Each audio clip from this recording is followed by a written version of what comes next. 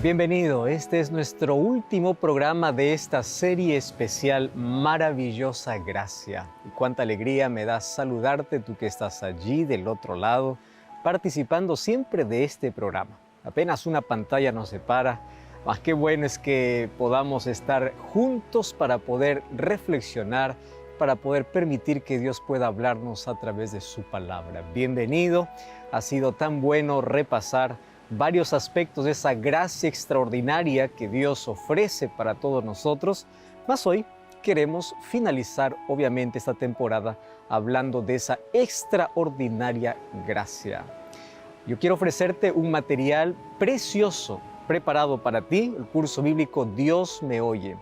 A través de este curso bíblico tú vas a comprender verdades extraordinarias sobre la oración y cómo tú puedes tener un mejor relacionamiento con Dios.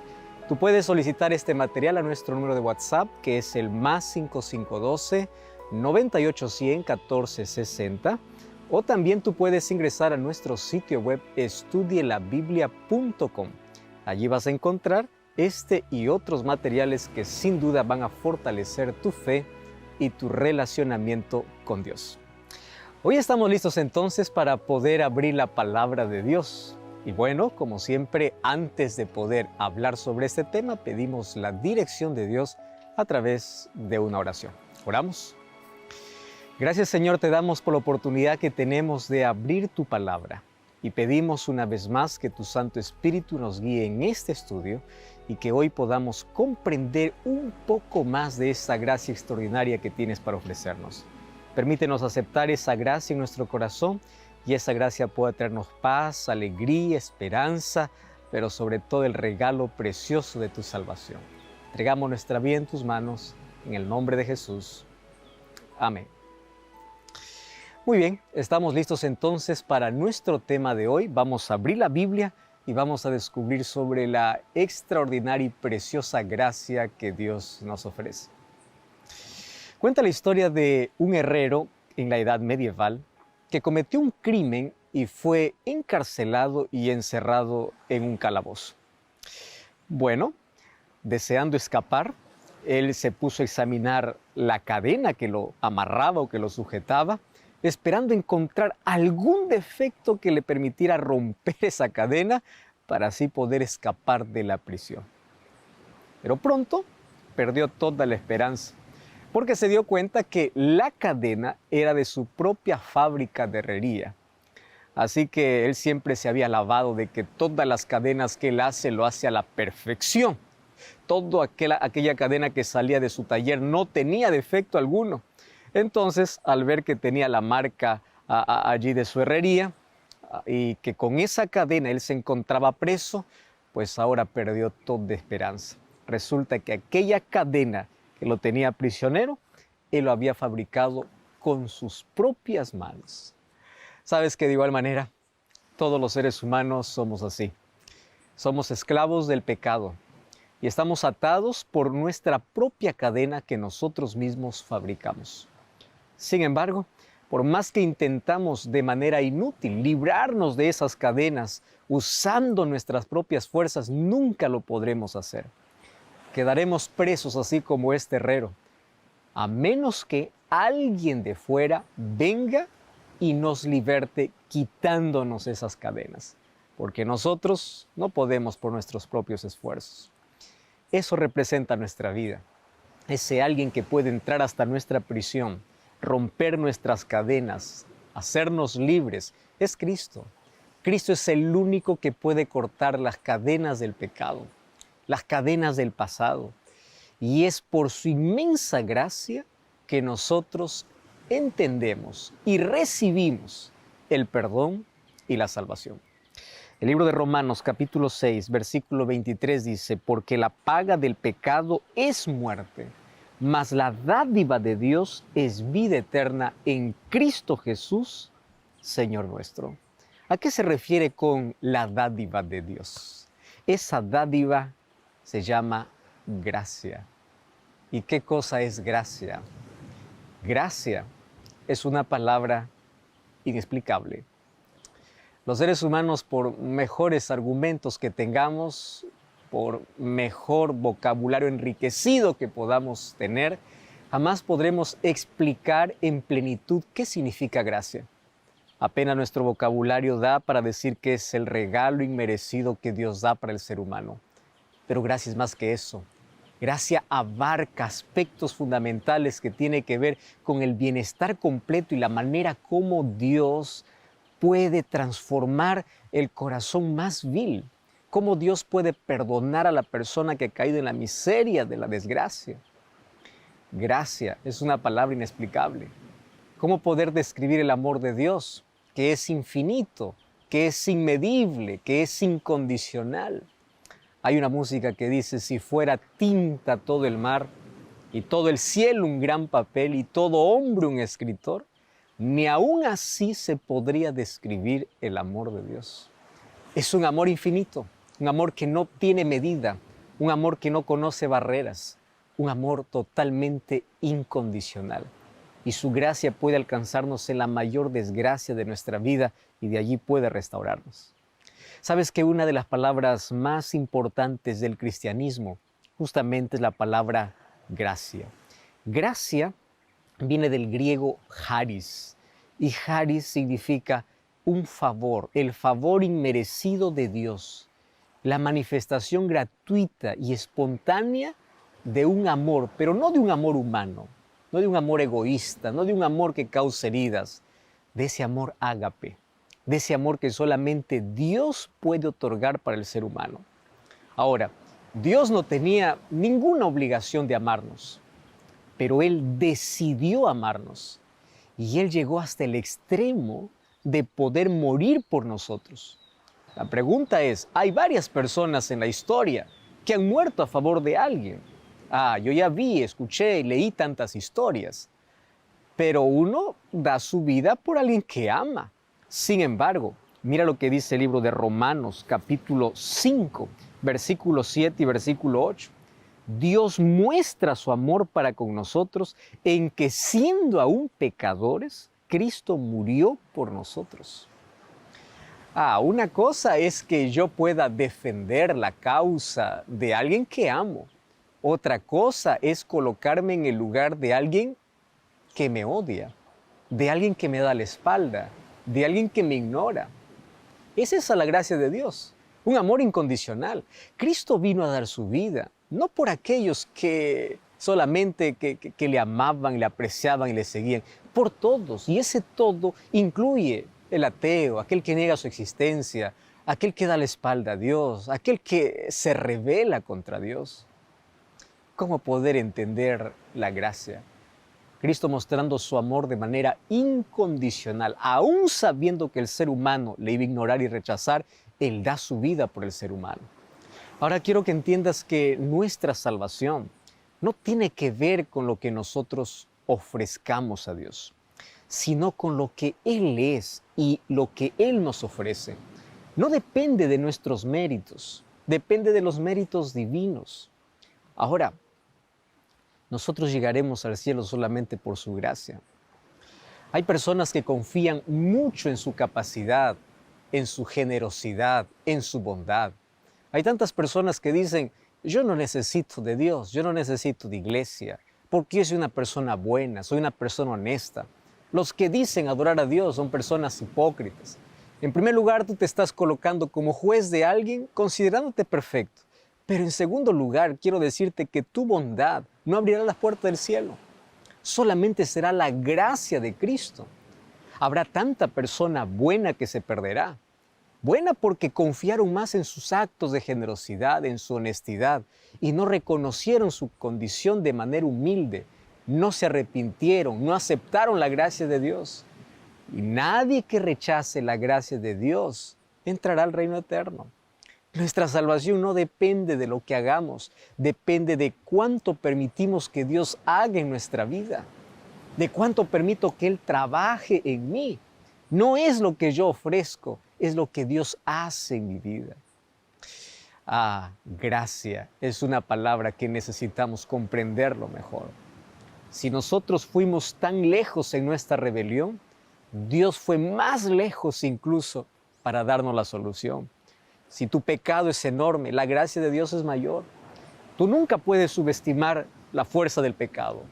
Nunca subestimes el poder que tiene el pecado para destruir, pero por favor, jamás subestimes el poder de la gracia. Hay personas que piensan que su pecado es mayor que la gracia de Dios, y no es así. Tú estás subestimando la gracia de Dios, que es mayor que cualquier pecado. La gracia divina es una exageración sagrada. Es como un mar de amor que inunda el corazón del ser humano, y no solo aquí en la tierra, sino en el universo. Por eso en el capítulo 4 y capítulo 5 del libro de Apocalipsis, nosotros encontramos una escena extraordinaria de adoración y adoración a Cristo. Y en el capítulo 4 es adorado porque Él es el creador, mas el capítulo 5 Él es adorado por ser el Salvador del mundo. Maravillosa y extraordinaria gracia es aquello que hace la diferencia entre aquel que está perdido y aquel que se salva. Cuando aceptas a Jesús por fe, tú puedes tener la seguridad de la salvación. Y quiero que entiendas aquí esta dinámica. Gracia es aquello que tú o que Dios ofrece. Fe es extender la mano para poder recibir ese regalo. La gracia está abierta para todos. Dios ama a todos. Dios quiere que su gracia pueda transformar a todos. Infelizmente el ser humano, al negar, al rechazar, al darle espalda a Dios, al no ejercer fe, desprecia esa gracia. ¿Qué cosa es la fe? Fe es la expresión humana para abrir su mano, su vida, para aceptar aquel regalo extraordinario que Dios le da, su gracia. Cuando aceptas a Jesús por fe, debes tener la seguridad de que la salvación llegó a tu vida. Por eso el libro de Efesios capítulo 2, versículo 8 y al versículo 10 encontramos una expresión extraordinaria del apóstol Pablo. Efesios 2, 8 al 10 dice así: porque por gracia sois salvos por medio de la fe, y esto no es de vosotros, pues es don de Dios, no por obras para que nadie se gloríe, porque somos hechura suya, creados en Cristo Jesús para buenas obras. Quiero que preste atención aquí, cómo es que Pablo aquí menciona la salvación del ser humano. Somos salvos por gracia, pero algunos solamente quedan en el versículo 8 y no leen el versículo 10. Cuando eres salvo por su gracia, las buenas obras tienen que ser el resultado de esa salvación. Algunos piensan que soy salvo por gracia y listo, yo puedo hacer lo que quiero en la vida. No, la gracia que salva es la gracia que transforma. Es la gracia que te coloca en armonía con la palabra de Dios. Es la gracia que te coloca en armonía con la ley de Dios. ¿Y dónde entra eso? Es que eres salvo por gracia para buenas obras. Eso dice el versículo 10. O sea, la causa de la salvación es la gracia de Dios. El resultado de la salvación o la evidencia de la salvación es la obediencia. Obediencia a su palabra, obediencia a sus principios, obediencia a su ley, un cambio en la vida, un cambio en la manera de pensar, de vestir, de hablar, de vivir. La gracia que salva es la gracia que transforma. Nunca te olvides de eso. Pablo dice que somos salvos por gracia, por medio de la fe, para buenas obras. Nunca te olvides, somos salvos para. Por gracia es la causa de la salvación. Para buenas obras es la evidencia de la salvación. La gracia que te salva es la gracia que te torna obediente. La gracia no te deja así como tú estás. ¿Recuerdas la escena de Juan capítulo 8? Donde allí trajeron a Jesús una mujer que estaba siendo condenada para poder morir. Jesús, en su misericordia, comenzó a escribir allí, en el suelo, los pecados de todos aquellos que le condenaban. Finalmente Jesús dice: aquel que esté sin pecado sea el primero en arrojar la piedra en ella. Todos los que estaban allí salieron siendo acusados por su propia conciencia. Mas cuando Jesús se queda solo con esta mujer, le dice así: ¿dónde están los que te condenaban? No hay ninguno, Señor, le dice. ¿Y sabes qué le responde Jesús? Yo no te condeno, pero vete y no peques más. ¿Estás entendiendo la dinámica de la gracia? Dios te dice así: yo te perdono. Mi misericordia es grande, no importa tu pecado, no importa cuán condenado hayas estado en la vida, pero a partir de ahora no sigas practicando, no continúes en esa vida. ¿Recuerda la historia del hijo pródigo? Él cuando fue al padre, él ni siquiera tuvo tiempo para allí bañarse, para cambiarse la ropa. Él fue como estaba. Y allí el padre usa gracia, corre, le abraza, lo recibe como viene, pero no lo deja como está. La gracia que te recibe es la gracia que te cambia. La gracia que te perdona es la gracia que te transforma. Tú puedes llegar sucio, inmundo, con tu vida acabada, pero la gracia hará que tengas un vestido nuevo, que haya fiesta, que el recibimiento que tú puedas tener para la familia celestial pueda ser la más grandiosa. Pero la gracia que te salva es la gracia que te transforma. Ve a Jesús como estás. No necesitas cambiar para ir a Él. Ve así como estás. Pero quiero que sepas algo. Dios nunca te dejará así como llegas. Porque esta gracia extraordinaria tiene un efecto tremendo en nuestra vida y en cada área de nuestra vida. Qué lindo es poder comprender la gracia de Dios. Y hoy, hablando de esta gracia, queremos entender cómo es que esa gracia fue expresada desde el Antiguo Testamento y cómo se entendía esa gracia. Por eso, vamos a ver ese tema ahora.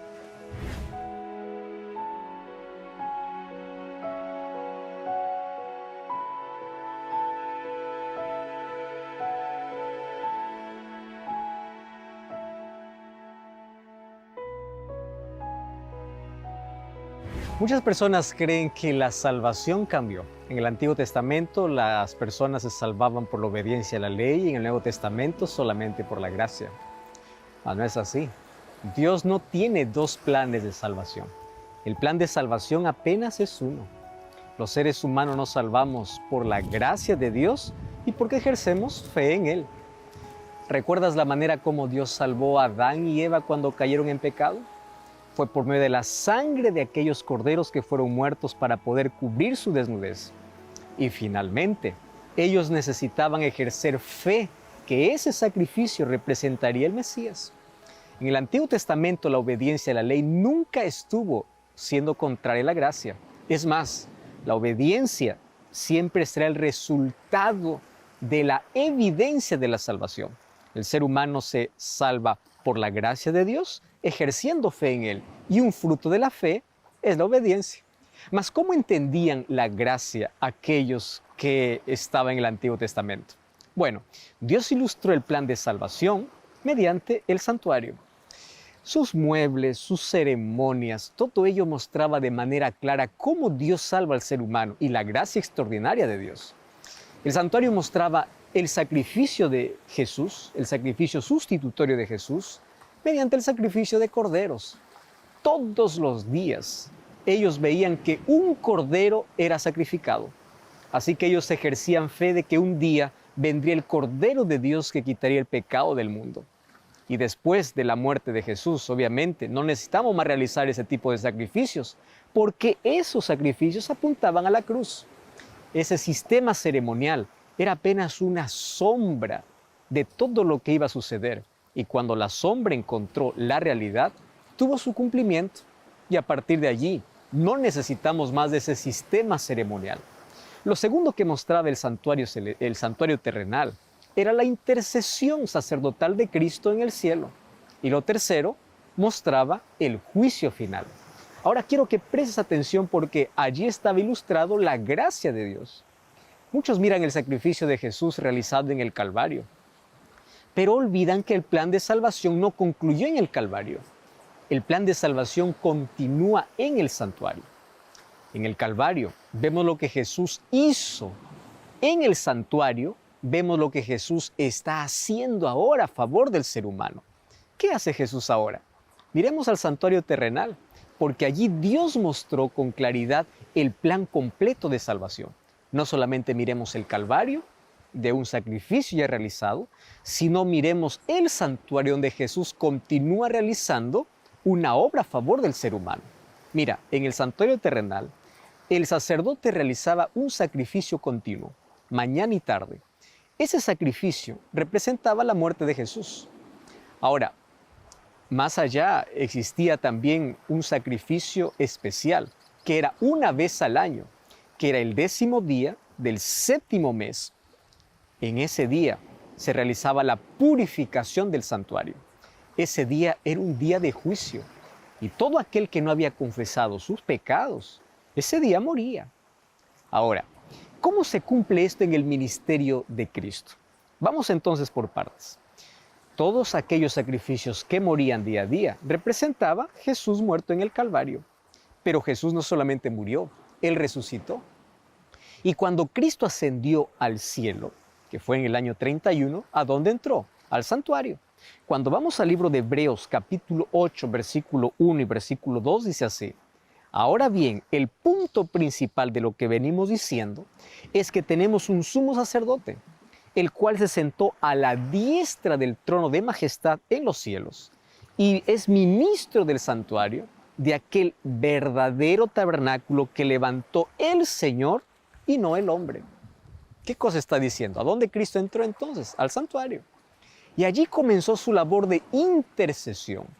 Mas Él no necesitaba presentar sacrificios como los sacerdotes terrenales, porque su sacrificio fue completo.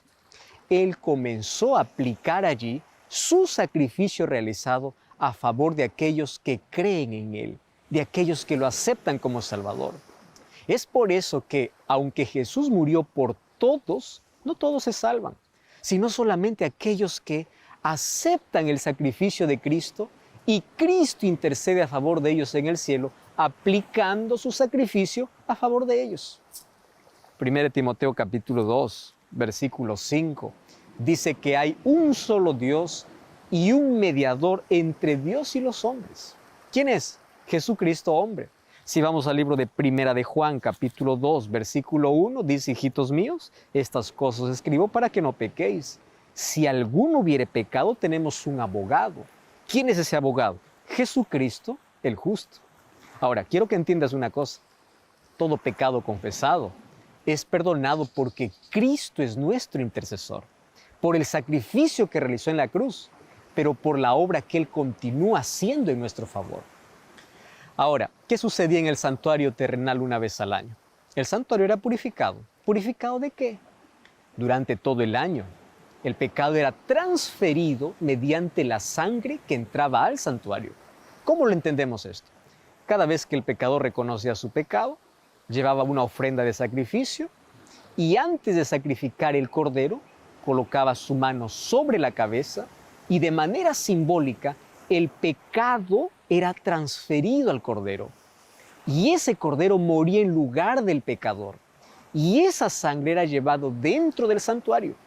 De esa manera, el santuario era contaminado por el registro de pecado que quedaba allí durante todo el año hasta el día de purificación o de limpieza, que era una ceremonia especial que se realizaba el 10º día del 7º mes, que era el mes de Tishri. Ese era un día de juicio. Ahora, cuando vamos al libro de Daniel capítulo 8, versículo 14, habla de la purificación del santuario. Mas, ¿de qué santuario está hablando?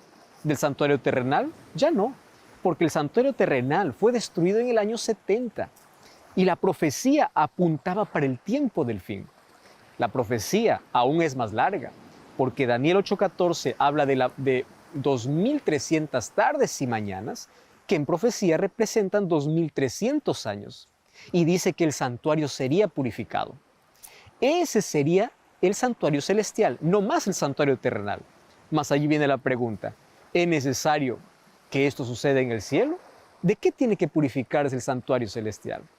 Mira lo que dice el libro de Hebreos, capítulo 9, versículo 23. Dice así: fue pues necesario que las figuras de las cosas celestiales fuesen purificadas así, pero las cosas celestiales mismas con mejores sacrificios que estos. Cuando dice con mejores sacrificios, ya no es más con sacrificio de corderos, sino con el sacrificio de Cristo. Entonces, ¿cómo fueron purificadas las cosas celestiales? Con el sacrificio de Jesús. Eso significa que en un momento de la historia, Cristo comenzaría una obra de limpieza. ¿Más limpieza de qué? de registros de los pecados que fueron confesados y fueron perdonados. Y según la profecía de Daniel 8:14, esto comenzó en el año de 1844.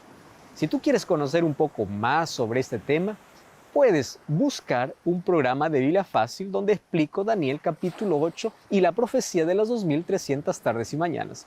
Ahora, quiero que entiendas que a partir de esa fecha, Jesús asume una nueva función, no solo de intercesor, sino también de juez, porque recuerda que en el santuario terrenal, ¿qué sucedía? Un juicio. Entonces comienza un juicio que favorece al pueblo de Dios. ¿Y por qué favorece? Porque el juicio no es para tener miedo. Si Cristo es nuestro abogado y lo hemos aceptado como nuestro intercesor y salvador, Él nos perdona. Son sus méritos que nos salvan. Mas es necesario el juicio para determinar de entre todos aquellos que dicen ser creyentes o creer en Dios, si realmente han aceptado su gracia, si realmente viven en obediencia, en armonía con su palabra. Porque no solamente decir, yo acepto a Jesús, voy a la iglesia y listo. No. Jesús dijo en Mateo capítulo 7:21. ¿Qué cosa dijo allí? No todo el que me dice Señor, Señor entra en el reino de los cielos, mas todo aquel que hace la voluntad de mi Padre. Yo acepto la gracia de Dios, es la gracia que me salva, pero la gracia me torna obediente. La gracia transforma mi vida. La gracia da evidencias de que soy restaurado y salvo por Cristo. No solamente es, soy salvo por gracia y listo. No todo el que me dice Señor, Señor entra en el reino de los cielos, sino aquel que hace la voluntad de mi Padre que está en los cielos. Por eso es necesario una obra de juicio. Ahora, muchos pueden mencionar el nombre de Dios, mas no han permitido que la gracia de Dios transforme su vida, a tal punto de ponerle en armonía su vida con la palabra de Dios y con su ley. En ese juicio se determina nuestra salvación. El tema del juicio es un tema que se habla en toda la Biblia. Jesús dijo que seremos juzgados inclusive por nuestras palabras y nuestras acciones. Eso dice Santiago 2:10. Y Santiago 2:10 dice que el código moral de ese juicio será la ley de Dios. Si tú lees Santiago 2:10 al 2, incluso menciona mandamientos de Dios basados en Éxodo capítulo 20. Y lo llama la ley de la libertad, porque la ley nunca fue dado mientras el pueblo estaba en la esclavitud, fue dado cuando los libertó. Ahora, esa ley tiene principios. ¿Principios de qué? De amor. ¿A quién? A Dios y al prójimo. Por eso es que el enemigo odia tanto la ley de Dios. Por eso es que Salomón incluso escribió en el libro de Eclesiastés capítulo 12, versículo 13, dice así, teme a Dios y guarda sus mandamientos, porque esto es todo del hombre, porque Dios traerá toda obra a juicio. Es decir, hoy estamos viviendo ese juicio y necesitamos aceptar la gracia de Dios y permitir que la gracia de Dios nos coloque en armonía con su palabra y con su ley. Sin embargo, en Apocalipsis capítulo 14, versículos 6 y 7, hablando acerca del tiempo del fin, hay un llamado para nuestros días. Y dice así, adorad a Dios porque la hora de su juicio ha llegado. Es decir, ha comenzado. Es decir, el juicio ya comenzó. Pero los que aman a Dios no temen el juicio, porque cada vez que confiesan sus pecados y se arrepienten y aceptan el sacrificio de Jesús, ellos no son condenados. Ellos son perdonados. No existe un pecador que acepte la gracia de Dios y no sea perdonado. No importa cuán grande sea el tamaño de su pecado, porque mayor que su pecado siempre será la gracia de Dios. Ahora, mientras Cristo continúe siendo nuestro intercesor, hay oportunidad para todo ser humano.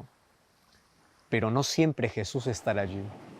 Un día Jesús saldrá del santuario cuando el destino de cada ser humano esté definido. Y cuando esto sucede, mire lo que dice Apocalipsis capítulo 22, versículo 11. El que es justo, siga justo. El que es injusto, siga injusto. ¿Por qué? Porque no hay más oportunidad. Los casos de la humanidad están decididos. No habrá más intercesor. La gracia en el cielo habrá terminado.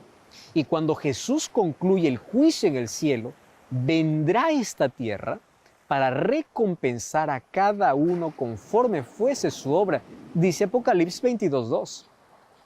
Entonces, cuando Jesús dice que cada uno tendrá una recompensa por su obra, recuerda una cosa: somos salvos por gracia, pero somos juzgados por obras.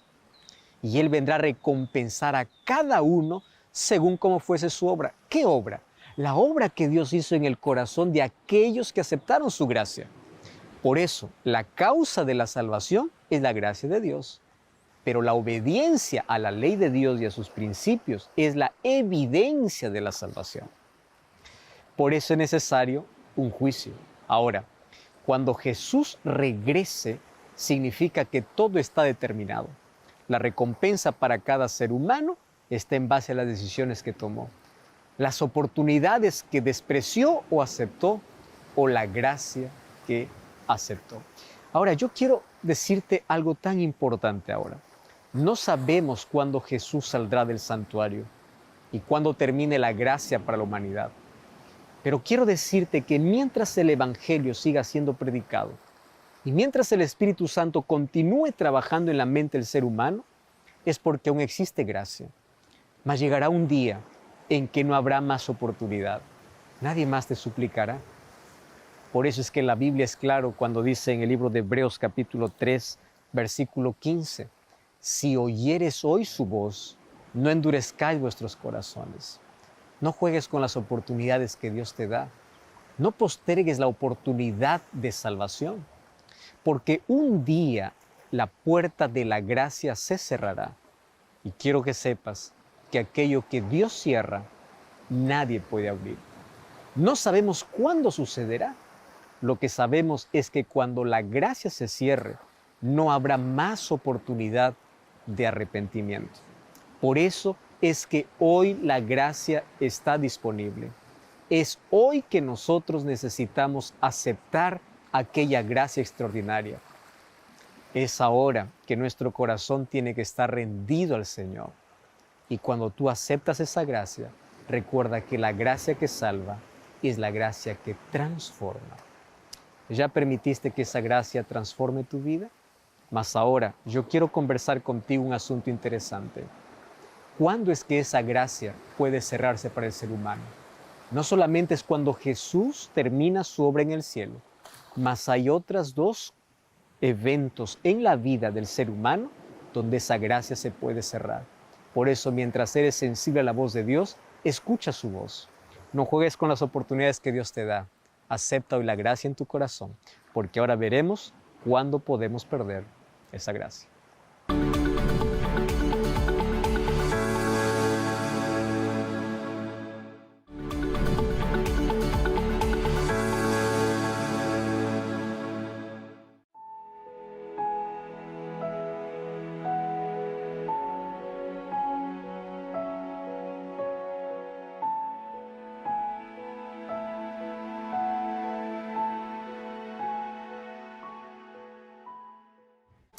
Muy bien, estamos hablando sobre la gracia de Dios y cómo esta gracia puede salvarnos, puede transformar completamente nuestra vida. Cuando vamos al libro de Apocalipsis capítulo 3, versículo 7, nosotros encontramos una declaración que dice así: esto dice el santo y verdadero, el que tiene la llave de David, el que abre y ninguno cierra, pero cuando cierra, ninguno abre. ¿Sabes qué? Aquí está haciendo referencia a lo que Dios es capaz de hacer en cuanto a la predicación del Evangelio y en cuanto a su gracia. Cuando nosotros vamos a Mateo capítulo 25, Jesús cuenta la parábola de 10 vírgenes.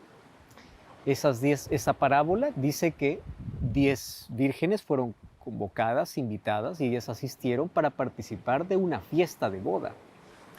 Solo que 5 de ellas estaban listas para la fiesta y otras 5 fueron negligentes. 5 de ellas llevaron aceite, un poco más que las otras, porque ellas imaginaron que en algún momento el novio iba a demorar. Y justamente eso sucedió. Las 10 durmieron por la demora del novio. Y cuando a la medianoche llegó el novio, solamente 5 estaban listas para recibir, y a las otras les faltaba el aceite. Cuando despertaron, ellas se desesperaron y dijeron, por favor, préstenos de su aceite. Mas ese aceite representa la comunión con Dios, el Espíritu Santo en la vida. Y esa experiencia no se puede prestar, no se puede comprar, no se puede vender. Entonces ellas no podían pasar el aceite para las otras. Vayan y consigan, le dice. Pero mientras ellas iban, vino el esposo, cerró la puerta. Y cuando cerró la puerta, solamente las que estaban preparadas entraron. Lo interesante es que las otras 5, cuando regresaron, tocaron la puerta y de adentro se escuchó una voz que decía, no los conozco. La puerta ya estaba cerrada. Jesús dijo también que su venida sería como en los días de Noé.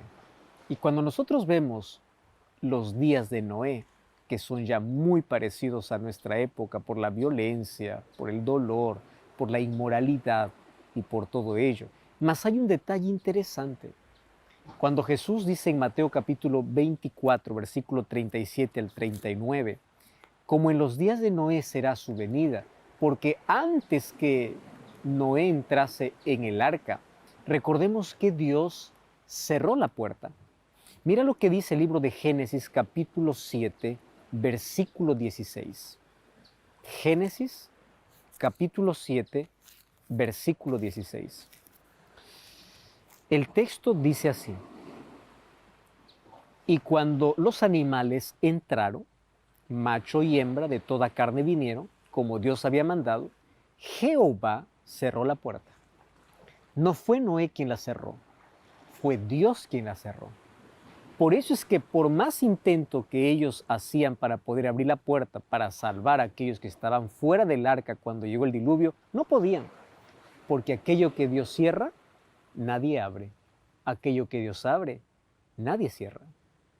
¿Recuerdas el texto de Apocalipsis capítulo 3? Ahora, fue Dios quien cerró la puerta antes que caiga el diluvio. Y la gente no sabía que esa puerta había sido cerrada por Dios. Lo mismo sucederá hoy en este tiempo del fin.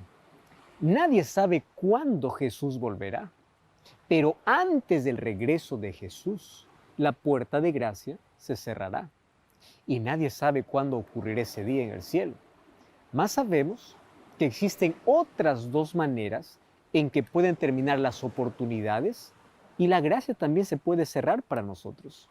¿Cuáles son esas 2 otras oportunidades que pueden ser terminadas? La primera la encontramos en el libro de Mateo capítulo 12, versículo 31 y versículo 32. Fíjate lo que dice Mateo capítulo 12, versículo 31 y versículo 32. Dice, todo pecado será perdonado a los hombres, menos uno, ¿cuál? El pecado contra el Espíritu Santo. Muchas personas obviamente están muy preocupadas con esta expresión. Primero tenemos que analizar las palabras de Jesús. Todo pecado. ¿Qué cosa es todo? Todo. Al todo no excluye nada. Mas, ¿qué significa el pecado contra el Espíritu Santo? Cuando el ser humano se acostumbra a desobedecer la voz de Dios, hay una cosa que el ser humano no entiende, que mientras más desobedezca a Dios, el corazón humano, o mejor, la mente humana se va cerrando y se va volviendo cada vez más insensible, a tal punto que el pecado forma parte de su vida y pierde la conciencia de pecado, pierde la necesidad de perdón. Y mientras no haya perdón, no hay salvación. Para que haya perdón se necesita confesión y arrepentimiento. Entonces, un corazón endurecido por tanta desobediencia ya no tiene más necesidad de Dios. Entonces, como no hay confesión y arrepentimiento, tampoco hay perdón. El Espíritu Santo no puede más trabajar. Pecado contra el Espíritu Santo no es un acto, es un proceso, un camino de desobediencia a tal punto de perder la sensibilidad. Hay personas que dicen, pastor, ¿yo ya habré pecado contra el Espíritu Santo? Y la respuesta es simple. Mientras tú estés incómodo con tu vida y mientras tú creas que has pecado y reconozcas tu condición, aún no has pecado contra el Espíritu Santo. ¿Por qué razón? Porque el único que te puede llevar al arrepentimiento y a ver tu condición pecaminosa es el Espíritu Santo. El Espíritu Santo hace un trabajo extraordinario, pero Él no puede forzar, no puede obligar. Entonces, pecado contra el Espíritu Santo no es una acción, es el continuo rechazo, donde te acostumbras a abrazar el pecado y a despreciar a Cristo. Entonces llega un momento en que en lugar de arrepentirte, comienzas a justificar el pecado. Y así el pecado no es confesado. Y si no es confesado, no es perdonado. Pero mientras tengas necesidad de cambiar, el Espíritu Santo continúa trabajando en tu vida. Pero si tú continúas desobedeciendo o no escuchando su voz, te vuelves en un sordo espiritual. Pierde la sensibilidad a tal punto que no tiene más necesidad de arrepentimiento. No tienes más incomodidad por el pecado. Y cuando el ser humano se acostumbró al pecado, rechaza abiertamente la gracia de Dios. Y la gracia de Dios no puede hacer más ningún efecto en la vida. Por más que Dios ofrezca su gracia y su perdón, el ser humano no tiene más necesidad de él. Mucho cuidado. Por eso, mientras escuchas la voz de Dios, mientras eres sensible a la voz del Espíritu Santo, arrepiéntete. Vuelve a Cristo. No juegues con el pecado. No continúes en tu camino. Qué peligroso es que pueda llegar ese momento y el ser humano no es consciente de ello. Ahora, hoy existe arrepentimiento de pecado porque el Espíritu Santo actúa. Mas un día, cuando la gracia se termine en el cielo, el Espíritu no más trabajará, no más hablará al corazón humano. Y cuando esto suceda, quedará bajo el completo dominio de Satanás. Por eso la Biblia dice, no desprecie la gracia de Dios y si oyeres hoy su voz, no desprecies o no rechaces en tu corazón. Existe otro momento cuando la gracia termina para todo ser humano. Y esa gracia termina cuando llega la muerte. Todos sabemos que vamos a morir, mas nadie sabe cuándo. ¿Qué cosa necesitas para morir? Solo estar vivo. Es suficiente. No necesitas tener edad, tener una enfermedad. Hay personas que están tan sanas y mueren. Y hay personas que pueden estar tan enfermas y siguen viviendo. Así que la muerte es un camino por el cual todos los seres humanos estamos yendo, estamos caminando. Ahora, mientras tengas vida, existe gracia. Mientras estás vivo, tú puedes tomar la decisión de aceptar la gracia de Cristo. Pero cuando la muerte llega, no hay misa que te salve, no hay oración que te salve, porque la salvación es un asunto de elección, de decisión. Nadie llegará al cielo sorprendido diciendo, ¿qué hago aquí? Uno llegará consciente de que aceptó las oportunidades que Dios le dio mientras Él estaba en vida. Ahora entiendes, la gracia se acepta cuando uno está vivo. Nadie sabe por eso cuándo es la última vez que escucha una invitación de Dios. La muerte llega de manera inesperada y nuestra vida es como la neblina, dice el apóstol Santiago. Quiero que sepas que la salvación es en vida. De muerto ya no hay gracia. No hay oración que pueda salvarte, porque la salvación es un asunto de elección en vida. Por eso la Biblia dice en el libro de Deuteronomio capítulo 30, versículo 19 y versículo 20, dice así: Hoy he puesto delante de ti la vida y la muerte, mas antes dice, a los cielos y a la tierra llamo por testigos, que he puesto delante de ti la vida y la muerte, la bendición y la maldición. Escoge la vida para que vivas tú y tu descendencia. ¿Y de qué manera el ser humano escoge la vida? Es interesante lo que dice el versículo 20. El versículo 20 dice así: amando a Jehová tu Dios, escuchando su voz y siguiéndole a Él, porque Él es vida para ti. ¿Te das cuenta? Amar a Dios, escuchar su voz y seguirlo. Es así como nosotros demostramos que amamos la vida, porque Él es vida. Dios ofrece su gracia y la salvación para todos, pero Él no te puede obligar a aceptar. La salvación es un asunto de elección. Nadie irá al cielo siendo obligado. Por eso la decisión más inteligente que tú puedes hacer en la vida es no perder tiempo sin Dios. Es usar tu libertad para servir a Dios, para amar a Dios. Ese es el mejor uso que tú puedes dar sobre tu libertad. Y el mejor uso de tu inteligencia es elegir la vida. ¿Y sabes qué es la vida? La vida es Cristo. Mas ahora existe gracia. Primero porque tú estás vivo, puedes aceptar la gracia de Dios. Si estás escuchando este programa y te quedas hasta el final es porque el Espíritu Santo sigue trabajando en ti. Y no has pecado aún contra el Espíritu Santo. Y todavía hay gracia en el cielo, porque el Evangelio sigue siendo predicado. La pregunta es, ¿quedarás indiferente a esa gracia?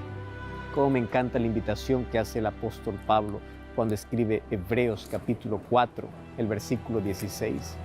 Esta invitación es para toda la humanidad. Y Hebreos capítulo 4, versículo 16 dice, acerquémonos pues confiadamente ante el trono de la gracia para encontrar misericordia y oportuno socorro. ¿Sabes por qué encontramos misericordia? Porque ahí está Jesús como nuestro intercesor. Acerquémonos a ese trono de la gracia. Y Hebreos capítulo 7, versículo 25, dice, por lo cual también puede salvar perpetuamente a los que por Él se acercan a Dios, viviendo siempre para interceder por ellos. Jesús es tu abogado, es tu intercesor. Para Él no hay caso perdido, no hay vida perdida si es que tú le reconoces como tu Salvador. Tus mejores obras no te salvarán. Tu dinero, tu fama no te salva. Solamente la gracia de Jesús es la garantía de salvación. Y hoy tú puedes aceptar esa gracia. Hoy podemos decir, Señor, tu gracia me basta, me es suficiente. Y esa será la música que mi esposa va a cantar en este momento. Y mientras ella canta, allí donde estás, acepta la gracia de Cristo. Haz una oración en silencio a Dios y dile, Señor, yo acepto tu gracia en mi vida. Que tu gracia que me salva comience a transformar mi corazón.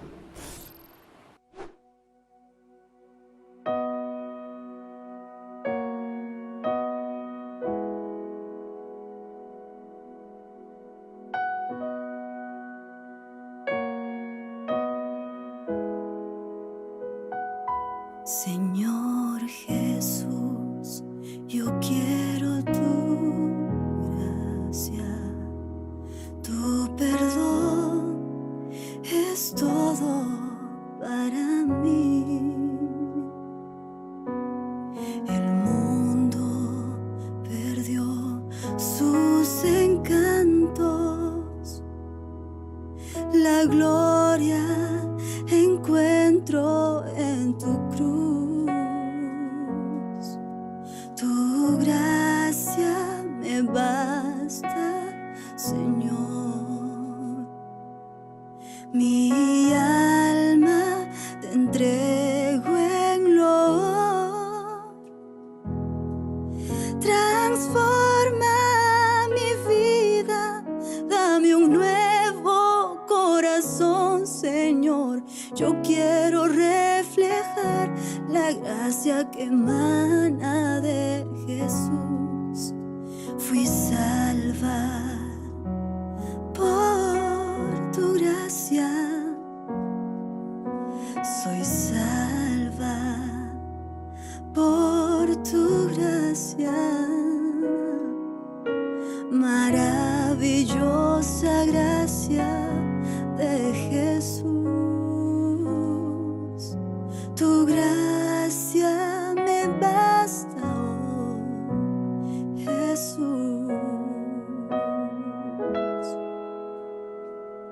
Señor Jesús, yo quiero tu gracia, tu perdón es todo para mí. El mundo perdió sus encantos, la gloria la encuentro en tu cruz.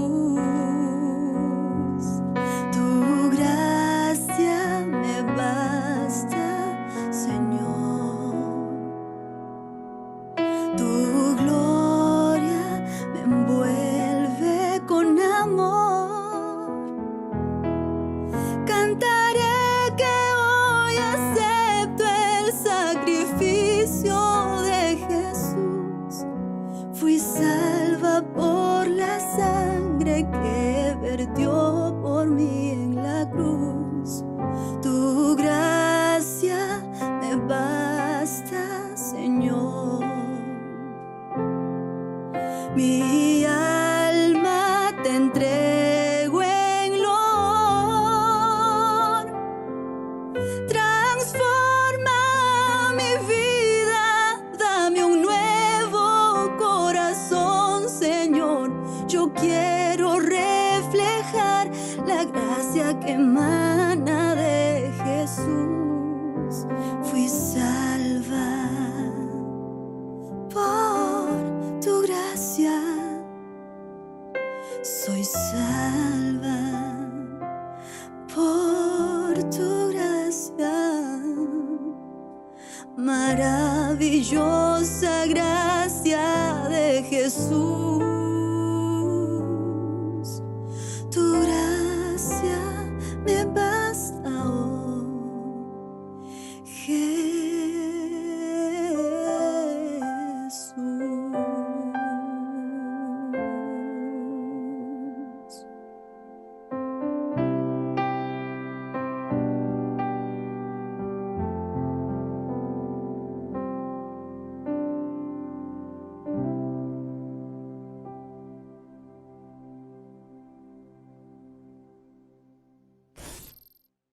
Solo tu gracia me basta, Señor. Es suficiente para que pueda tener salvación y todos aquellos beneficios que nos trae la gracia. Y hemos estudiado en esta temporada: amor, alegría, paz, esperanza, fe. Todas esas cosas vienen por la gracia del Señor. El libro de Mateo capítulo 23, versículo 37, dice: Jerusalén, Jerusalén, tú que matas a los profetas y apedreas a los que te son enviados. ¿Cuántas veces quise juntar a tus hijos como la gallina junta sus polluelos debajo de sus alas, pero tú no quisiste? Esta expresión realmente causa tanto dolor, porque en lugar de Jerusalén podemos colocar nuestro nombre. ¿Cuál es tu nombre? José, Luis, María, Elena, Mario, Rodrigo. ¿Cuántas veces te llamé? ¿Cuántas veces extendí mi gracia para ti? Pero tú no quisiste, tú siempre rechazaste. Jesús dice: yo no puedo obligarte, porque cada vez que yo te llamo, tú siempre te haces el sordo y me ignoras, postergas tu decisión. Querido, cuando se cierre el tiempo de gracia, el Espíritu Santo será retirado sobre la tierra. Se vivirá la mayor crisis de la historia, angustia cual nunca hubo, porque 7 plagas caerán sobre la tierra y el mundo estará enloquecido. No habrá más arrepentimiento. Habrá angustia por un lado para los hijos de Dios porque serán perseguidos, pero angustia para los impíos por las plagas que caerán sobre la tierra. Pero esto no es cuestión para que nosotros podamos tener miedo y por miedo aceptar a Jesús. No, acéptalo por amor. Cada día que pasa nos aproximamos más al final. Mas cada ser humano hoy está tan distraído y entretenido que descuida su salvación y posterga las oportunidades que Dios le da. Si hoy cierras tu corazón, un día Dios cerrará su gracia. Y de nada sirve que hoy la gracia esté abierta cuando tu corazón está cerrado. Toma la decisión de entregarte a Él.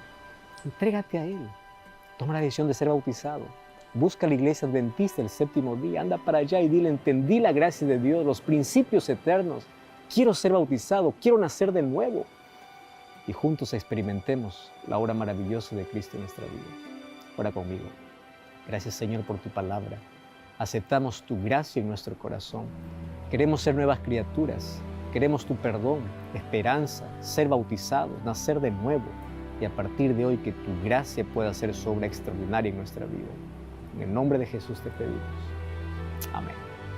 Que Dios te bendiga. Te invito, como siempre, a buscar una iglesia adventista el 7º día. Serás bien recibido y abrazado. Gracias por acompañarnos en esta temporada. Hasta la próxima.